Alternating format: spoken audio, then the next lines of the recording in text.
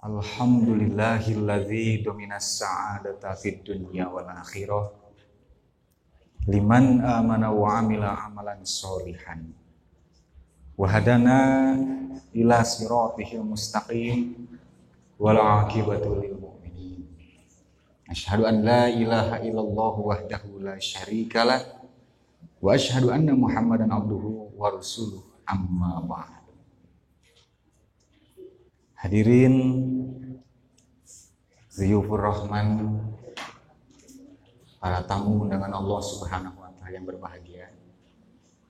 Apa kabar hari ini? Sehat semuanya? Alhamdulillah. Jadi saya dengar dari teman-teman yang bergerak di medis, katanya sekarang ini sedang maraknya suatu virus. Betul tidak? Ada informasinya tidak ke bapak-bapak ibu-ibu? Jadi virus ini bukan COVID, tapi jenis yang lain. Bisa jadi sama seperti COVID, tapi bukan. Katanya orang yang terjangkit tidak memiliki penyakit sesak. Begitu, tiba-tiba kalau terjangkit virus ini sesak tiba-tiba. Di sini ada tidak, saudara-saudara? Janganlah ya, mending sehat walafiat.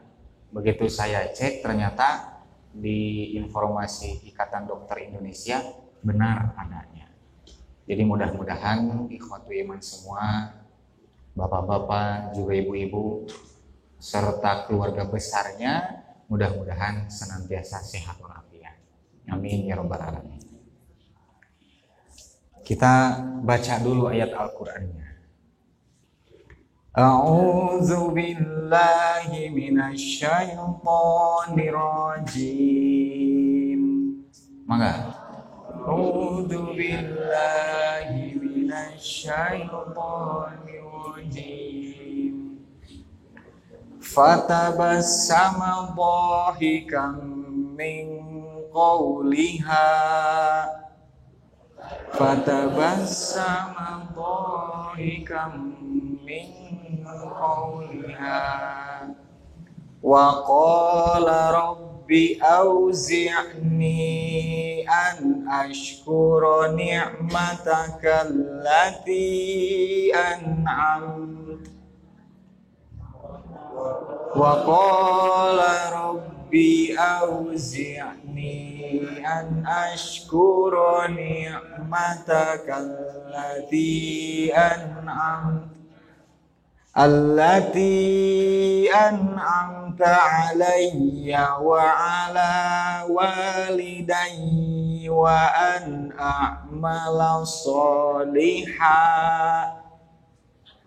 allati an'amta alayya wa ala walidayya wa an a'mala sholihan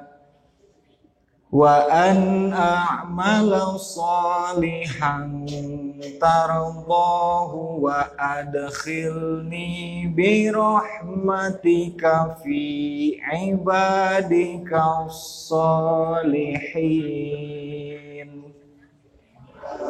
wa an a'mala sholihan tardahu wa adkhilni bi rahmatika fi ibadika sholihin. Alhamdulillah buriktum bi qiraatikum. Mudah-mudahan dari setiap huruf yang barusan kita baca, Allah membalas, memberikan ganjaran dengan ganjaran yang berlipat ganda. Amin ya rabbal alamin. Pak, Bu, engap teu? Engap teu? Engap ge insya Allah nih nikmat. Judulnya wujud syukur yang Nabi Shallallahu Alaihi Wasallam ajarkan. Tadi kebetulan asa di jalanan oleh moderator dua nikmat yang sering dilalaikan. nikmatani maghbunun as-sihhatu wal farahu. Jadi dua nikmat yang sering dilalaikan, dua nikmat yang sering sengaja tidak dimanfaatkan. Apa saja? Pertama sehat, yang kedua waktu luang. Hadirin, pertanyaan saya, siapa di sini yang banyak waktu luangnya? Ada tidak? Sekali lagi, aya teh di urang anu memang gaduh waktu luang yang begitu banyak. Biasanya kita sibuk tidak? Ibu-ibu sibuk apa? Sibuk mengaji? Kalau bapak-bapak sibuk kasab. Jadi sebetulnya bagi orang yang merasa dirinya itu sibuk, nanti tidak akan kena dengan hadis ini. Betul tidak? Pertama sehat, yang kedua waktu luang. Nanti orang bisa beralasan, mengakalkan diri bahwa dirinya itu ya wajar karena saya ini kesehari-hariannya beraktivitas padat. Bangun subuh hari, pulang bahkan jam 10 malam. Untuk bertemu anak istri saya saja, berangkat anak saya tidur, ketika saya pulang anak sudah tidur lagi. Nanti bisa jadi alasan, oh nyatanya secara makna ialah pertama kesehatan, yang kedua kesempatan.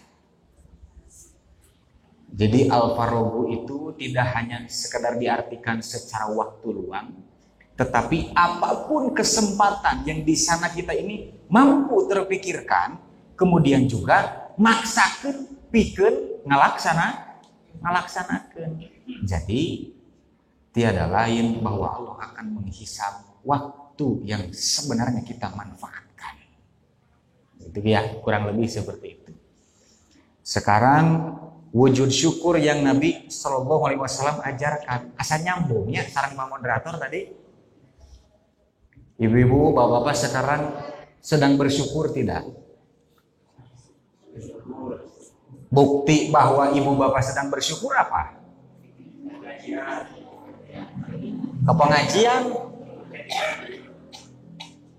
Apakah benar pengajian yang saat ini kita sedang laksanakan, tolabul ilmi, ada yang sedang bersodakoh, ada yang sedang nundutan, ada yang sedang menahan ingin kencing, ada? Pasti ayah bungan mau ngaku. Jadi berbagai kondisi yang sedang kita miliki saat ini, apakah benar-benar diridhoi oleh Allah Subhanahu wa Ta'ala atau tidak? Karena mengapa? Karena untuk bersyukur itu Allah dan Rasulnya telah membuat rumusan. Tong sok kamana wae. Kenapa? Karena syukur itu merupakan ta'abbudi, ibadah mahdoh yang memang aturannya sudah tetap dan tidak boleh diotak ati. Oleh karena itu muncul pertanyaan, seseorang yang kebetulan saat itu dikalahkan oleh setan, itu tah, ada seseorang punya kesempatan, kebetulan dia itu seorang bendahara perusahaan, punya kesempatan, kalah pula oleh setan, maka terjadilah korupsi. Korupsinya kurang lebih 10 miliar. Banyak atau sedikit? Sekali lagi, 10 miliar banyak sedikit? Kurang, Pak? 10 miliar itu cukup banyak. Bagi siapa? Bagi yang punya lebih. Bagi yang tidak punya 10 miliar banyak tidak? Banyak. Dikorupsilah 10 miliar, kemudian dia itu mendapat hidayah dan ingin bertobat terhadap apa yang pernah dilaksanakan berupa korupsi di sebuah perusahaan.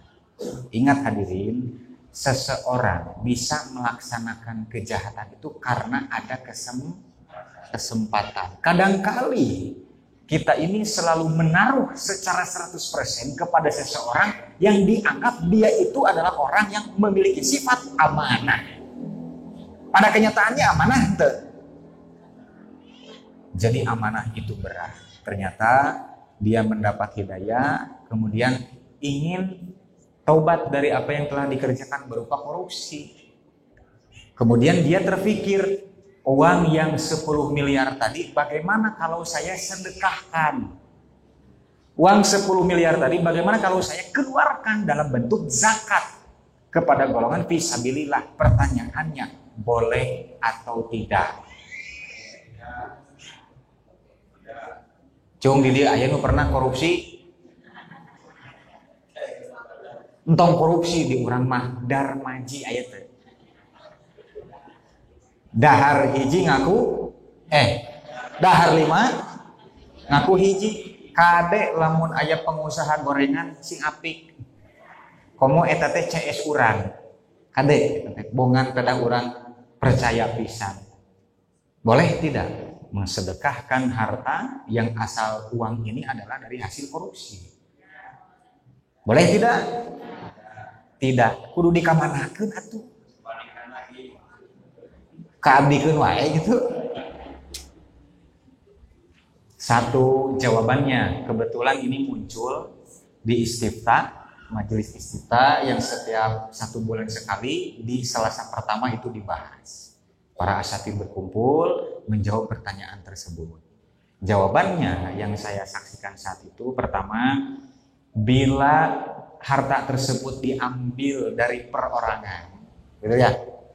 Misalkan saya mengambil, jelas ini milik siapa? Milik si A. Berarti kita berkewajiban mengembalikan hasil korupsian kepada siapa? Kepada si A alias pemiliknya. Bagaimana kalau uang itu milik perusahaan? Bagaimana kalau uang itu milik negara? Dikembalikan kemana kira-kira? Bila masih mungkin dikembalikan kepada negara, kembalikan.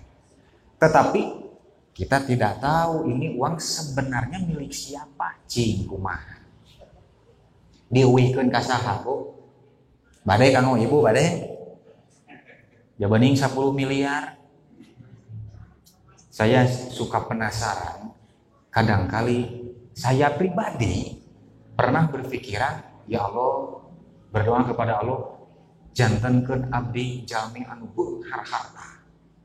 Ibu-ibu, bapak-bapak, sok itu teh. Sok teh. Pertanyaannya, lamun eta nu 10 miliar milik bapak rek dikumahakeun. Geus siap can? Itunya kadangkali kita berpikir meminta kepada Allah ingin diberi kekayaan yang luar biasa. Tetapi kalau kita menghisap diri, sudah mampu belum kira-kira? Berarti harus ada persiapan. Nu tadi teh awe atuh balik deui. Boleh tidak mensedekahkan kepada seseorang dari harta yang haram? Boleh tidak? Jawabannya tidak boleh. Maka solusi akhirnya itu adalah harta itu diterima, pertama dikembalikan. Kalau tidak mungkin dikembalikan, maka itu dikeluarkan dan diterima atau dikeluarkan kepada yang sifatnya itu kepentingan umum. Kalau ahasan dalam tanya jawab itu digunakan minimal untuk mersihan WC. Ya mungkin kalau sekarang bisa dipergunakan untuk kepentingan kaum muslimin. Mata simkuring pertarusanana kieu. Kalau ini sudah tidak bisa betul-betul dimanfaatkan, itu mau dikemanakan? Mau dibakar? Uang 10 miliar mau dibakar? Tidak mungkin ya, pasti harus dimanfaatkan dari unsur kemaslahatul ammah, kepentingan umum. Begitu. Kita lanjut ke ayat ya. Fatabassama dhahikan min qauliha, maka dia tersenyum dengan tertawa. Min qauliha, dikarenakan mendengar perkataan semut itu. Siapa kira-kira yang tersenyum? Nabi Sulaiman. Siapakah Nabi Sulaiman itu? Rasul dan Nabi. Kita tahu putra saha Nabi Sulaiman teh. Nabi Nabi Daud. Keturunan bangsa mana? Seperti kita mengenal seseorang di pengajian yang asalnya belum kenal menjadi kenal, pasti kita suka bertanya tidak? Linggih di mana? Ras murang kali saha. Nah, Nabi Sulaiman keturunan bangsa mana? Bani Israel. Yang kita tahu dalam Al-Quran dijelaskan, para sejarah dalam kitab-kitab tafsir menerangkan Nabi Sulaiman itu adalah Nabi Allah yang diantaranya mampu memahami apa yang dibincangkan oleh hewan. Di antaranya semut.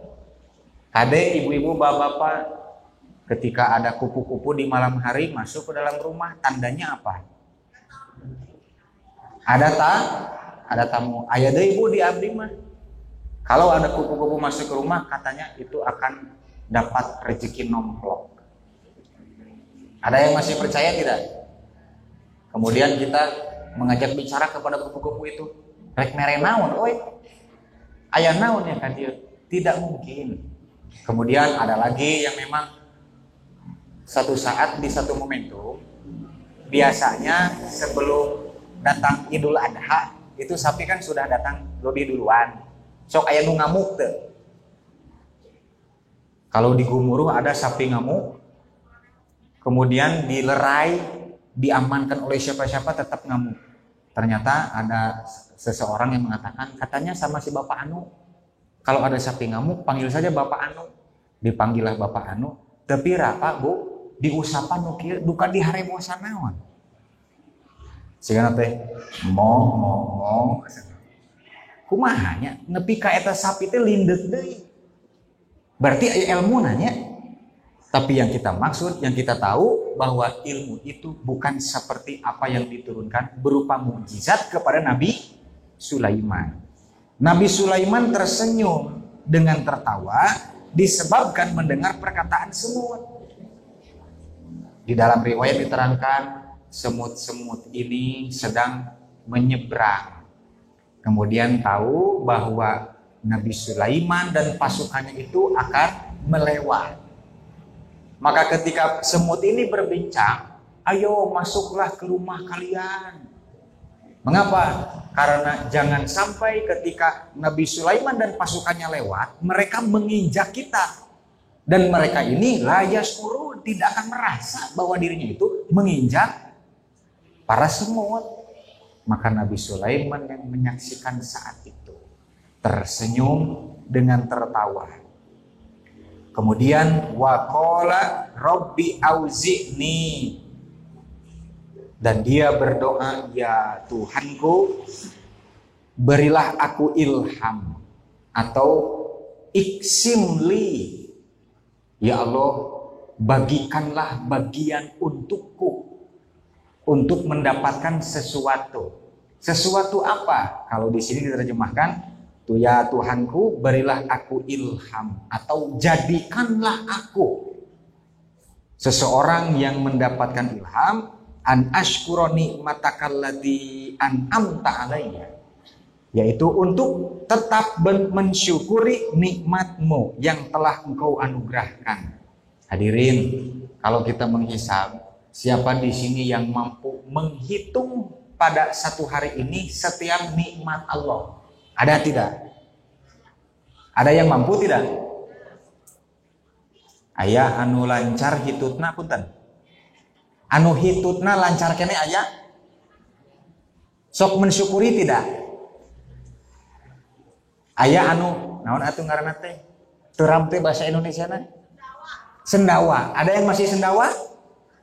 Kalau kita makan, telat minum, sendawa tidak? Sendawa, nikmat tidak? Aya nu nyeri Pak Kade. Aya nu sisiduan tapi nyeri. Jadi hal-hal yang biasanya dianggap enteng, seringkali kita melupakan itu. Apakah itu termasuk kepada waktu luang atau tidak? Waktu luang, Pak. Jangan diterjemahkan waktu luang itu artinya kita diem aja. Gitu ya. Toh selama kita masih hidup dan kita ini hidup pada yang disebut dengan poros waktu luang. Jadi tidak bisa keluar dari yang namanya putaran waktu. An ashkura ni'mataka allati an'amta alayya, yang telah engkau anugerahkan kepadaku, mau nikmat apapun, berupa umur, berupa kesehatan, berupa lancarnya mengunyah, berupa lancarnya mengedit. Silahkan bapak-bapak, ibu-ibu bayangkan kalau ibu bapak tidak lancar untuk mengedit. Nah apa sih Pak? Kurang teh kieu weh. Ibu bapak pernah tuh ninggal jalmi anu begitu ngobrol teh kieu weh. Sieun teh. Nya sieun atuh boy rek ngahakan ieu. Coba bayangkan dari hal-hal yang amat kecil, mengedip. Mengedip keluar air tidak? Keluar air. Kalau kita menguap, suka ada airnya tidak? Ada, untuk apa kira-kira? Pasti ada tujuannya. Ibu-ibu, halis teh mana halis? Iya atau iya? Pak, halis teh iya sana atau iya? Iya. Halis yang dulu ibu miliki dengan yang sekarang halisnya sama tidak? Pak, halis bapak sami kan ya? Coba kalau Allah itu tidak adil, rambut terus memanjang, bagaimana kalau halis ini terus memanjang? Begitu ada tetangga, Pak badai ka mana? Apaan halisnya terus panjang urang teh? Atuh dikieukeun heula, ieu kapayun. Coba. Itu adalah kenikmatan yang seringkali dianggap kecil dan dilupakan. Gitu ya. Dan di antara kita semua mustahil mampu mensyukuri seluruh nikmat Allah. Bayangkan, ini bijaksana dan kemahamurahannya. Allah itu tahu. Allah itu sangat tahu kita ini banyak kekurangan dan mustahil mensyukuri sepenuhnya. Tapi yang bijaksananya itu, la in syakartum la azidannakum. Sudah tahu Allah itu kita ini banyak kekurangan, tapi Allah masih membukakan pintu. Apabila engkau masih mampu berpikir, mengingat kepada diriku untuk senantiasa bersyukur, la azidannakum. Pasti akan ditambah. Apa yang ditambah? Nikmatnya, syukurnya. Satu, syukurnya. Nanti amal-amal apa saja, hal-hal apa saja yang bisa menyampaikan diri kita untuk bersyukur itu ditambahkan. Nikmatnya ditambahkan tidak? Ditambahkan. Nikmat itu ada dua. Pertama, nikmat ketika sehat. Yang kedua, nikmat ketika sakit. Contoh kita sakit gigi, nikmat tidak?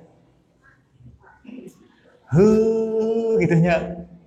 Apalagi kalau sedang sakit lutut, ada yang rereketan lututnya. Rereketan bahasa Indonesianya apa, Bu? Esenya. Jadi itulah nikmat-nikmat yang seringkali manusia itu melupakannya. Jadi nikmat mah kudu nuletik heula. Saya ingat perkataan ayah saya sendiri, jang syukuran heula naon nu aya ayeuna. Kadangkali kita menyaksikan seseorang yang sedang makan lahap, di kanan air putih, di kiri air orson, di dalam mulut sedang mengunyah, kemudian sambil berbincang kepada istrinya, "Mah, besok kita makan apa lagi ya?" Cidik eta keur samutut, aleng heula we eta gitunya. Kadangkali kita seperti itu tidak? Mengkhawatirkan esok hari bagaimana, padahal saat ini kita sedang hidup nikmat. Gitunya. Kadangkali kita mengkhawatirkan esok hari, padahal saat ini kita sedang makan dan minum enak. Lanjutkan. Allati an'amta alayya wa ala walidayya. Kemudian dan kepada dua orang ibu bapakku. Jadi syukur itu adalah dilanjutkannya, tiada lain dengan ilmu. Jadi seseorang bisa syukur itu dikarenakan dalam hatinya ada ilmu. Tadi di awal disebutkan Robbi auzi'ni, ya Allah jadikanlah aku, ya Allah ilhamkanlah kepadaku. Untuk apa? Untuk bersyukur. Kapan manusia bisa bersyukur? Bila dalam hatinya itu terkandung ilmu.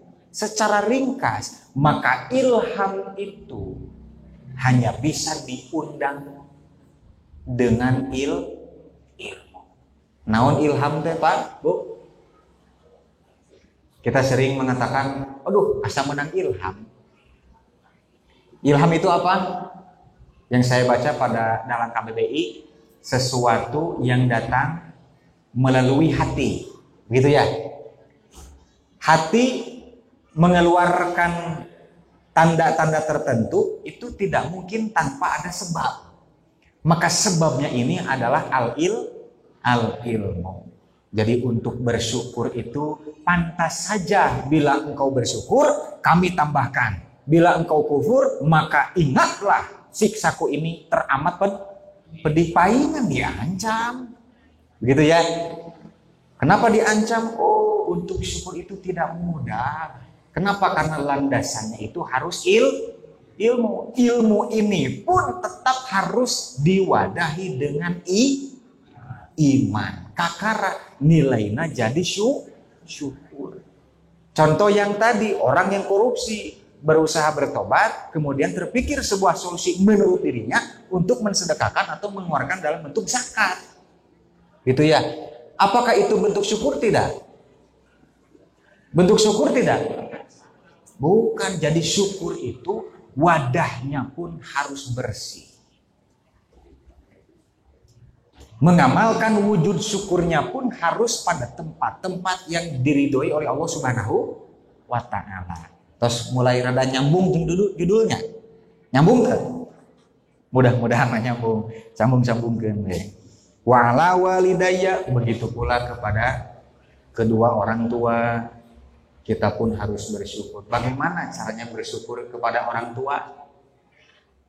Itu ya, mendoakannya setiap pagi. Kadang saya sendiri di dalam satu minggu selalu sengaja menyempatkan melihat kondisi ibu bapak saya sendiri. Walaupun saya tahu pasti keseharian itu saya lebih sering tidak bisa bertemu. Saya ingin bertemu dengan ibu saya sendiri jam 8 itu sudah tidak ada. Kamana Pak? Yang ngaos we. Kemudian ada perlu untuk bertemu ayah saya sendiri. Kamana ya? Kamana tah? Nyangaos. Jadi saya sendiri sulit untuk bertemu di jam-jam tertentu menemui ibu bapak saya sendiri. Bila kondisi ibu bapak semua di sini yang masih memiliki kedua orang tua, kemudian masih memiliki kesempatan untuk melayan di waktu-waktu tertentu, jangan dinanti-nanti dan jangan ditunda-tunda. Dalam bahasa Sunda, Saul Al-Ustad Kiai Usman Solihuddin, kolot mah nyage urang teu barang bawa ku nempo jeung manggihana wae geus atau kitu teu Bu? Ibu-ibu ada di sini yang suka dilongokan oleh Incu, Pak? Bunga teu? Bunga nage luar biasa. Nanti akan nyambung ya kepada doa untuk orang tua ya seperti apa. Wa adkhilni tardahu walidayya wa an a'mala solihan, dan untuk mengerjakan amal soleh yang engkau ridhoi.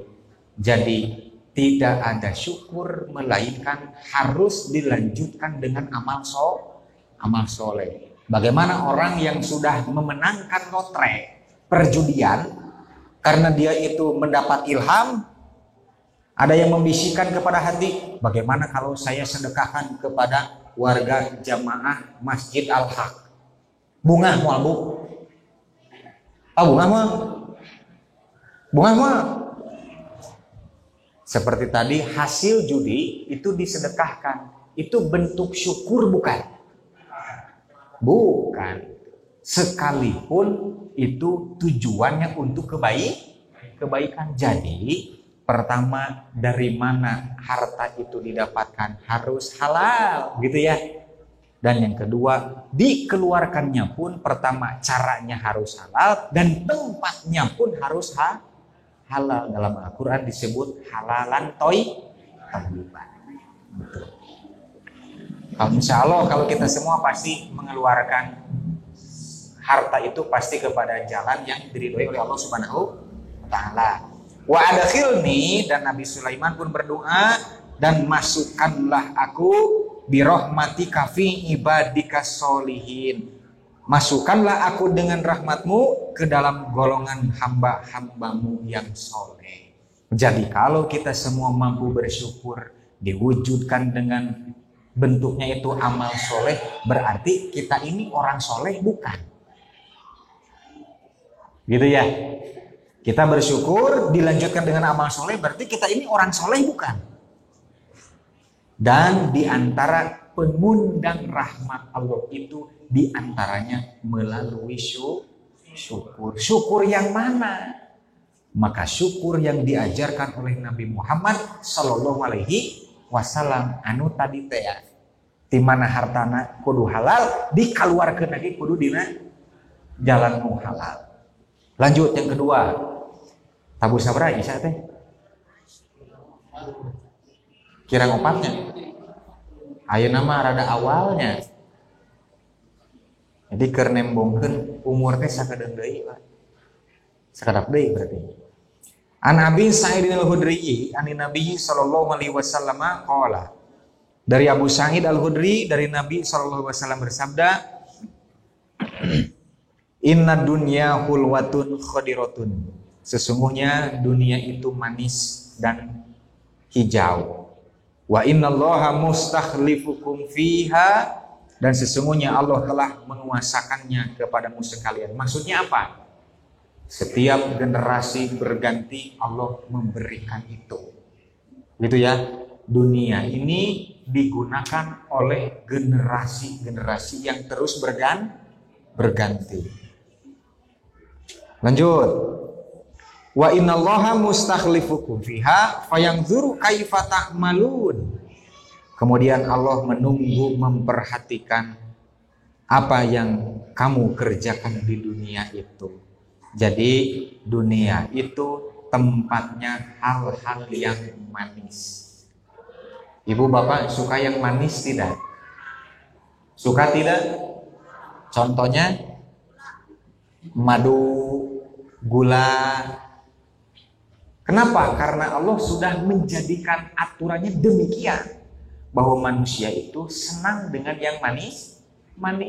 Tetapi tidak dipungkiri ada juga manusia yang senang dengan yang asin. Di dia aya nu resep asin peda. Tong asin peda berem atuh.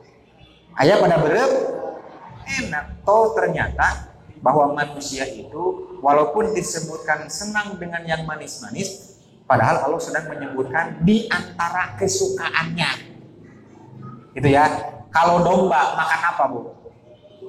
Jukut. Kalau manusia, domba makan jukut, lalab. Kalau manusia,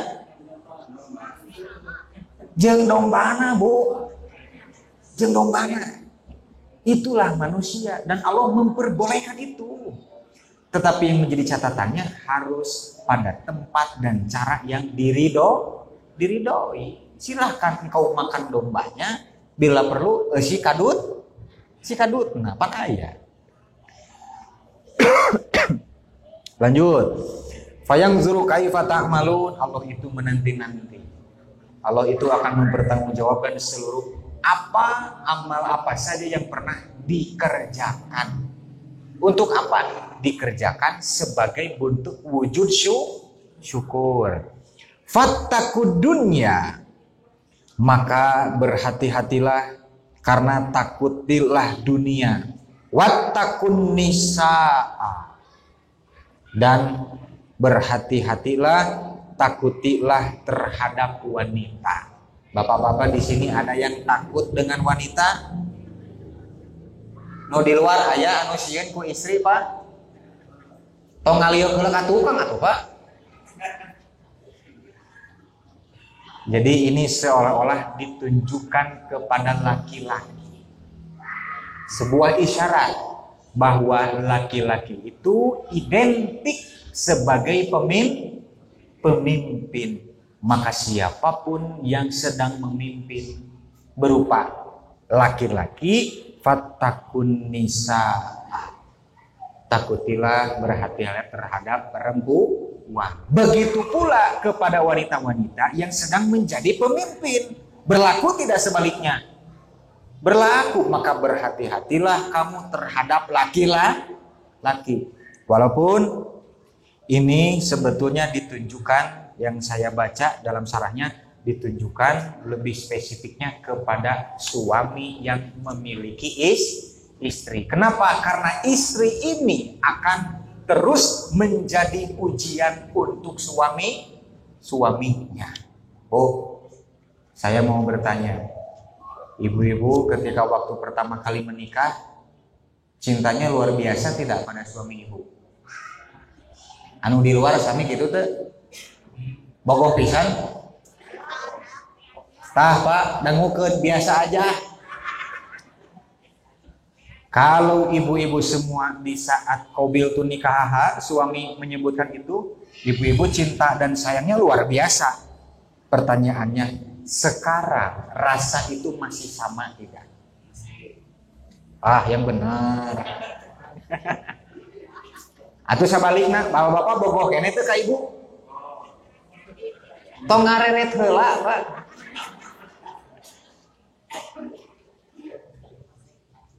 Ayah saya sering menyampaikan, kade jang saprak ayeuna anjeun bogoh nepi ka wani nyandak keputusan menikahi dia. Omat nyaah ayeuna jeung nepi ka engke ulah obah. Bisa enggak ya kita? Pak, bisa enggak, Pak? Tidak mudah ya. Maka dibutuhkannya ilmu. Maka dengan ilmu bersyukur itu harus seperti apa? Dengan ilmu mencintai dan menyayangi itu harus seperti apa? Beres gitu teh. Anggar we liurnya. Liur. Jadi kata ahli hikmah terakhir ya sebelum azan. Kata ahli hikmah, kalau ibu bapak ini diibaratkan sedang disandra. Naon disandra teh? Apa disandra? Hanya disandra, kata yang menyandra itu pilih harta atau nyawa, gitu ya. Biasanya seperti itu bukan? Kalau ada penjahat kemudian menyandra kita, menodongkan pisau di depan leher. Kata penjahat itu mau harta atau mau nyawa, gitu ya. Ada yang lebih jahat dari penjahat, Pak, istri kita sendiri. Mau nyawa, mau harta, mau segalanya. Eta kade istri urang, Pak. Bangsat wae mah, naon penjahat wae mah, memberikan pilihan harta atau nyawa. Bagaimana dengan istri kita? Segalanya kita harus berikan. Gitu ya. Kemudian fa inna awwala fitnati Bani Israil kanat fin nisa. Karena itu takutilah dunia, takutilah wanita. Karena sesungguhnya sumber bencana Bani Israel adalah wanita. Kade ya bapak-bapak di dia jabaning karasep sarole. Aduh, anu dilebet ayahnya rengeh kaab dipisan gitu cenah. Kade bapak-bapak karasep sarole ulah kagoda kusaha? Ku wanita yang bukan haknya. Betul ya? Dan hati-hati pula untuk ibu-ibu, jangan tergoda oleh laki-laki yang sedang lewat menyeberang begitu saja. Jadi walhasil di dunia ini adalah hal yang manis-manis, gitu ya. Pertama, hal yang manis-manis akan senantiasa terus menggoda. Bahkan teman saya pernah mengatakan, begitu saya 2 minggu setelah menikah, tiba-tiba ada wanita yang datang kepada orang tua saya yang ingin menjadikan dirinya itu istri kedua. Padahal punten rerencangan simkuring teh cek indung bapana wae goreng patut.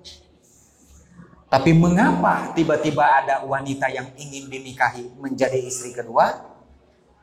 Siapa yang tahu? Tetapi secara hakikatnya dunia ini akan terus menguji kita apakah keilmuan yang kita miliki untuk terus bersyukur ini kuat atau tidak. Kita tunggu setelah iklan yang berikut ini. Nomor sabaraha hadis teh?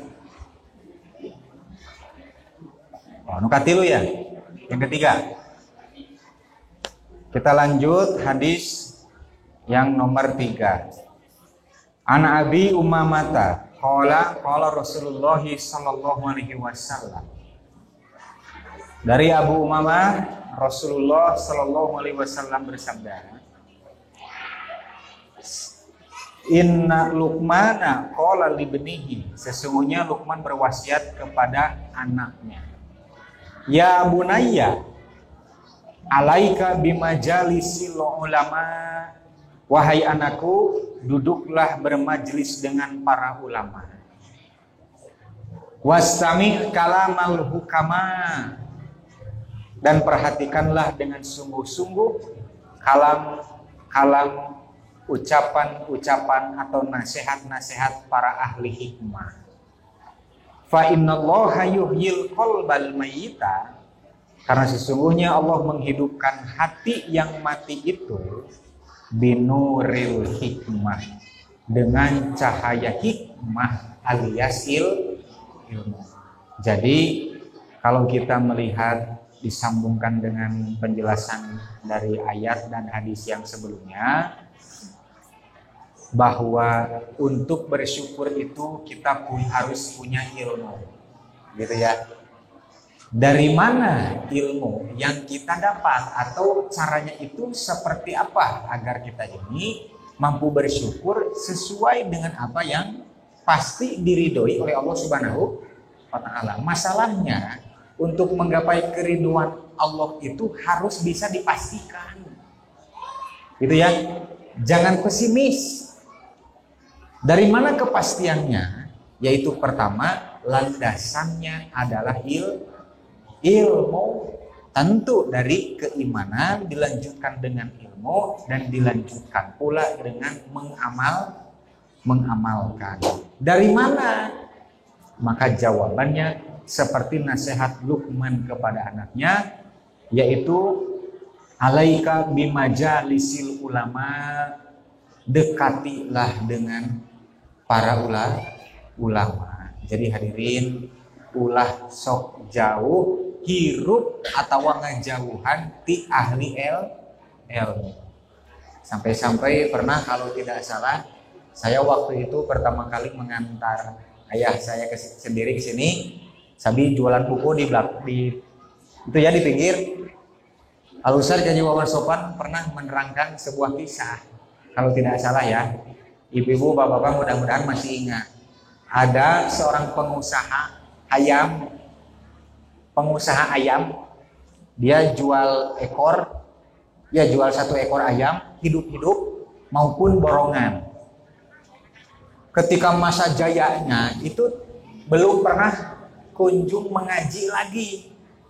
Maka satu waktu yang memang cukup lama, tiba-tiba beliau itu datang menemui Al-Ustaz Wawan Sopan Solehudin ke rumahnya sambil menangis. Katanya ditanya, kenapa Pak Haji? Ternyata saat itu si Pak Haji itu menerangkan, katanya bisnis yang dulu luar biasa itu jatuh bangkrut. Gitu ya. Jadi untuk menunjukkan apapun profesinya, bila selain ahli ilmu, biasanya dia itu adalah ahli dalam berdagang atau bekerja. Bagi yang berdagang, bagi yang bekerja, di saat kebingungan, buntu, harus apa kira-kira hal yang bisa dilaksanakan, biasanya suka datang ke mana? Kadukun Bu, atau nabi ka ulama. Makanya Bahkan di dalam beberapa tari dijelaskan ada beberapa orang atau tetangga Luqman mengenai Luqmanul Hakim, ada yang penasaran, bukankah engkau dulu adalah seorang hamba sahaya? Bukankah engkau dulu itu lahir dari keluarga yang betul-betul miskin? Tetapi mengapa saat ini orang-orang mendengarkan kata-kata apa saja yang keluar dari mulutmu? Mengapa? Karena Luqmanul Hakim diberikan kemampuan untuk menyerap dan mengamalkan hikmah. Maka puncak tertinggi dari ilmu itu disebutnya hikmah. Berilmu, memang ilmu ada di dalam otak dan isi hati kita. Setelah kita mampu mengambil pelajaran dari apa-apa yang telah terjadi, itu namanya hikmah. Makanya orang yang mampu mengambil pelajaran dari sesuatu yang telah Allah berikan disebutnya ulul albab. Jadi ulul albab itu orang-orang yang levelnya sudah mencapai hikmah.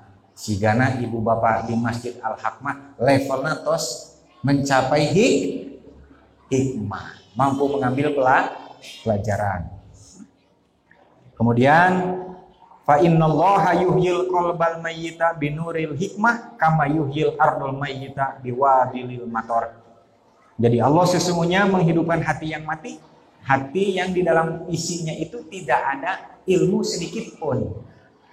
Tidak ada ilham, maka ilham ini hidayah diundang oleh ilmu.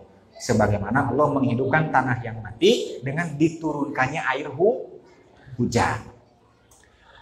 Anil Mustawridi akhi Bani Fihrin, dari Al Mustawrid saudara Bani Fihr, qala Rasulullah sallallahu alaihi wasallam, telah bersabda Rasulullah sallallahu alaihi wasallam, "Man dunya fil akhirah illa kamitsli ma yaj'alu ahadukum isba'ahu hadhihi fil yammi." Perempuan, perumpamaan antara dunia dan akhirat ibarat seorang di antara kalian mencelupkan jarinya ke dalam lautan. Fal yanzur bima yarji'u wa asyara bis sababah. Maka hendaklah ia melihat, maka hendaklah perhatikan apa yang menempel pada jari tersebut. Kalau kita ada gelas, gelasnya berisikan air.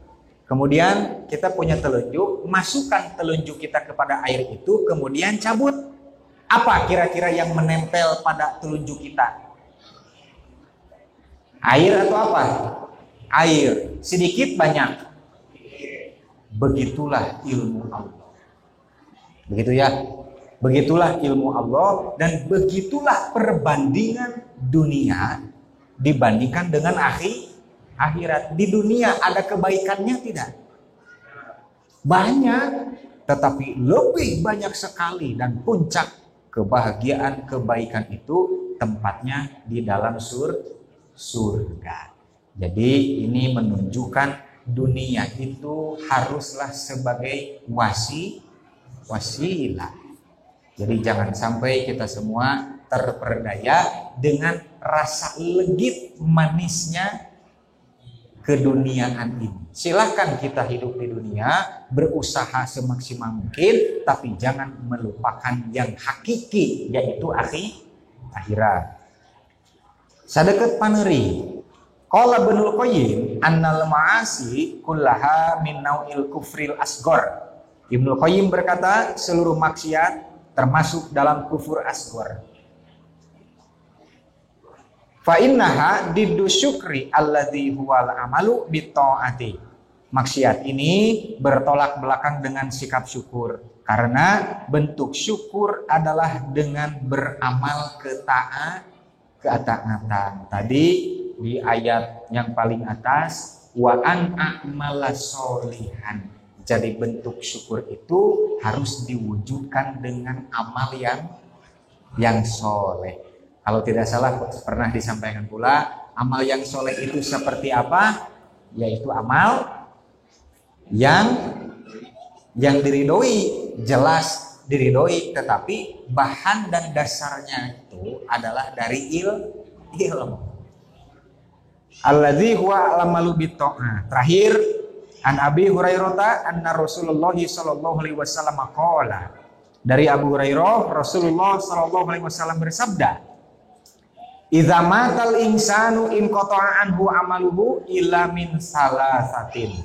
Apabila salah seorang manusia meninggal dunia, maka terputuslah segala amalannya kecuali 3 perkara. 1, min sodakotin jariyatin, yaitu amal sedekah jariyah. Yang kedua, ilmin yuntafa'u bihi, ilmu yang bermanfaat. Dan yang ketiga, waladin solihin yad'u lahu, dan anak soleh yang selalu mendoakan kebaikannya. Apa sebenarnya kaitan hadis ini dicantumkan dengan judul wujud syukur yang Nabi Shallallahu Alaihi Wasallam ajarkan? Siapa yang bisa jawab? Kata DKM akan dapat door prize. Maksudnya puncak tertinggi cita-cita seorang mukmin sejati itu tiada lain, wujud syukurnya itu pasti akan membentuk kepada 3 perkara ini. Bisa kartu saya?